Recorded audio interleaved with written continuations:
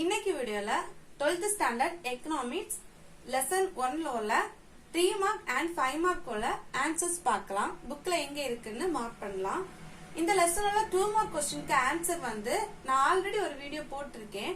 அந்த video link டிஸ்கிரிப்ஷன்ல கொடுக்கிறேன், செக் பண்ணி பாருங்க. இப்போ இந்த லெசனோட 3 மார்க் பார்க்கலாம்.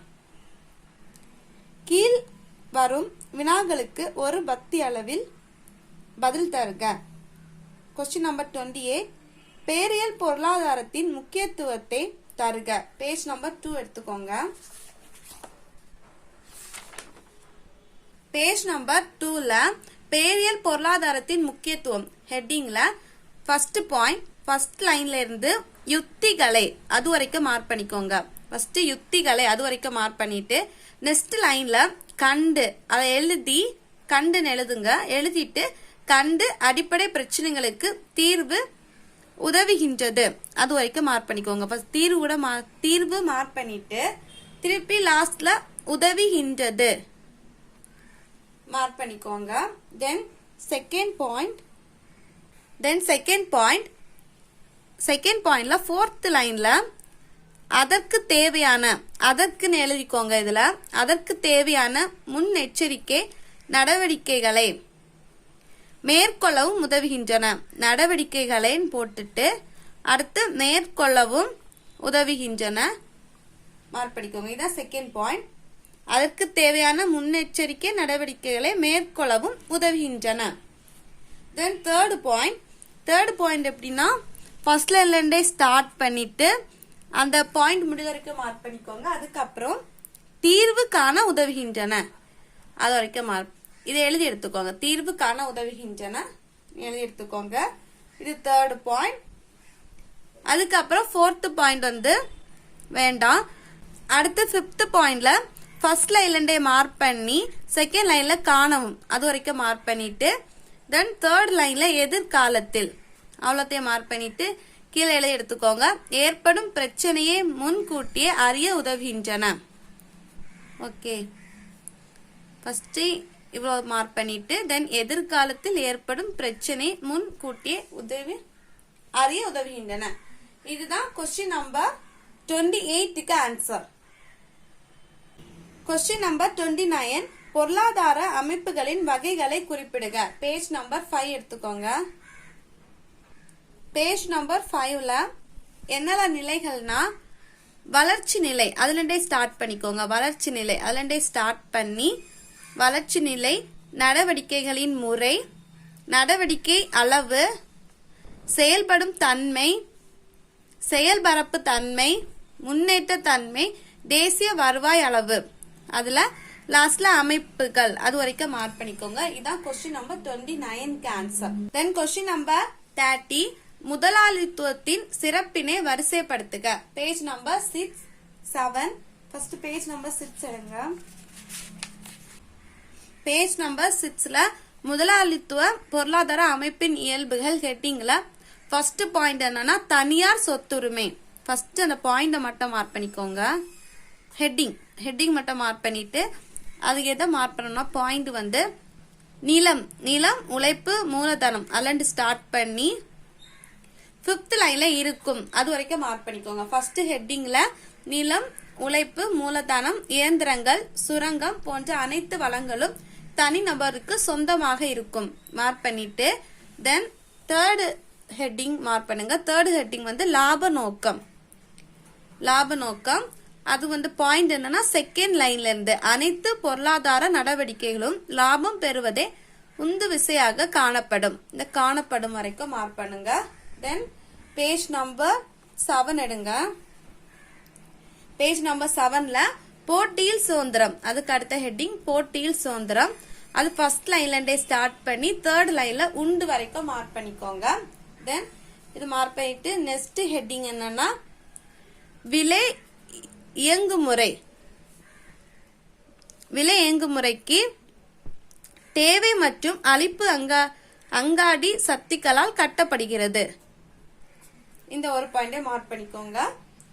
தென் அதுக்கப்புறம் அடுத்த ஹெட்டிங் அரசின் பங்கு அந்த ஹெட்டிங்ல அரசின் பங்கு மிக குறைவாக இருக்கும். இந்த ஒரு பாயிண்ட் மட்டும் மார்க் பண்ணிக்கோங்க. இதுதான் கொஸ்டின் நம்பர் 30 குள்ள ஆன்சர். தென் கொஸ்டின் நம்பர் 31 சமத்துவத்தின் குறைகளை கூறுக. பேஜ் நம்பர் 10 எடுத்துக்கோங்க.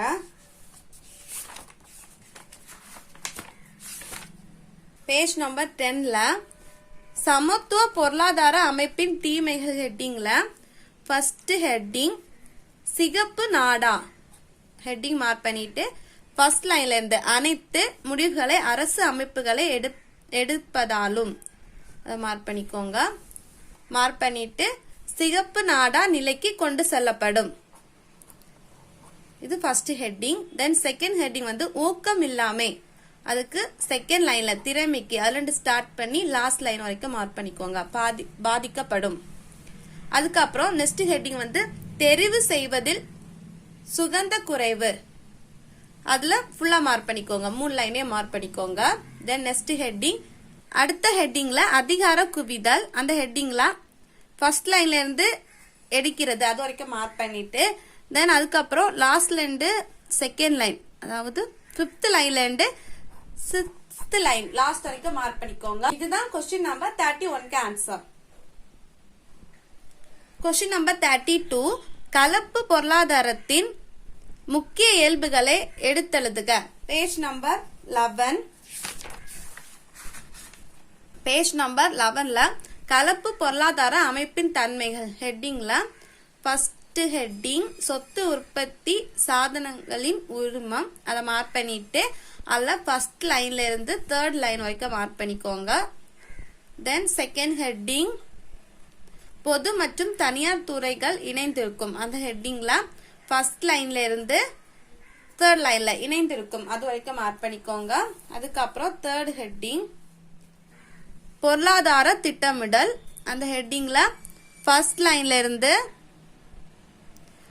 அதிகார மூலம், இதுல மூலம் எழுதிக்கோங்க அதிகார மூலம். தென் 3rd லைன்ல தேசிய அல்லண்டு ஸ்டார்ட் பண்ணி 5th லைன்ல பின்பற்றும் அது வரைக்கும் மார்க் பண்ணிக்கோங்க. தென் நெக்ஸ்ட் ஹெட்டிங் பொருளாதார பிரச்சனைகளுக்கு தீர்வு, அந்த ஹெட்டிங்ல ஃபர்ஸ்ட் லைன்ல இருந்து ஃபுல்லா மார்க் பண்ணிக்கோங்க, லாஸ்ட் லைன் வரைக்கும் மார்க் பண்ணிக்கோங்க. இதுதான் கொஸ்டின் நம்பர் 32க்கு ஆன்சர். கொஸ்டின் நம்பர் 33 முதலாளித்துவம் மற்றும் சமத்துவத்தை வேறுபடுத்துக. பேஜ் நம்பர் 13 எடுத்துக்கோங்க. Page number 13. பேஜ் நம்பர் 13ல முதலாளித்துவம் சமத்துவம் 2 ஹெட்டிங் இருக்கு. இந்த கொஸ்டினுக்கு முதலாளித்துவம் அதுல ஸ்டார்ட் பண்ணி சமத்துவம் அது வரைக்கும் மார்க் பண்ணிக்கோங்க. அதாவது இந்த 2 பாயிண்ட்ஸ், இந்த முதலாளித்துவம் சமத்துவம் இந்த 2 மட்டும் மார்க் பண்ணிக்கோங்க. இதான் கொஸ்டின் நம்பர் 33க்கு ஆன்சர். கொஸ்டின் நம்பர் 34 இரு துறை சூழல் ஓட்ட மாதிரியினை விளக்குக. பேஜ் நம்பர் 14 and 15ல இருக்கு. ஃபர்ஸ்ட் பேஜ் நம்பர் 14 எடுத்துக்கோங்க.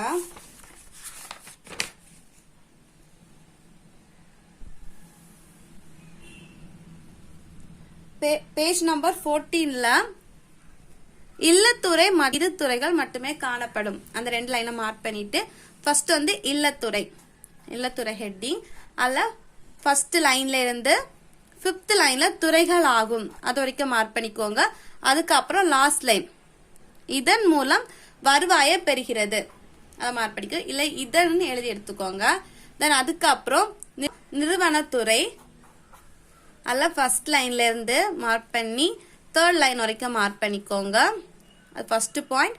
தென் 4th லைன்ல இருந்து நெக்ஸ்ட் பேஜ்ல ஃபர்ஸ்ட் லைன் வரைக்கும் மார்க் பண்ணிக்கோங்க, இது செகண்ட் பாயிண்ட்.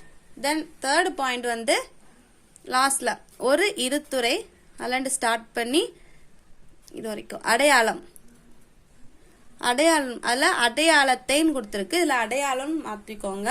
தென் இந்த ஃபார்முலா y = c+i அதை மார்க் பண்ணிக்கோங்க. அதுக்கு எக்ஸ்பான்ஸ் அதே மார்க் பண்ணிக்கோங்க. அதாவது y என்பது வருவாய் இங்கம், c என்பது நுகர்வு, i என்பது முதலீடு. இது வரைக்கும் மார்க் பண்ணிக்கோங்க. இதான் கொஸ்டின் நம்பர் 34க்குள்ள ஆன்சர். இந்த லெசனோட 3 மார்க் இவ்வளோ தான். இனி நெக்ஸ்ட் வீடியோல இந்த லெசனோட 5 மார்க்குள்ள ஆன்சர் கொடுக்குறேன். ஸோ நீங்க சேனலை சப்ஸ்கிரைப் பண்ணி வச்சுக்கோங்க. தேங்க்ஸ் ஃபார் வாட்சிங்.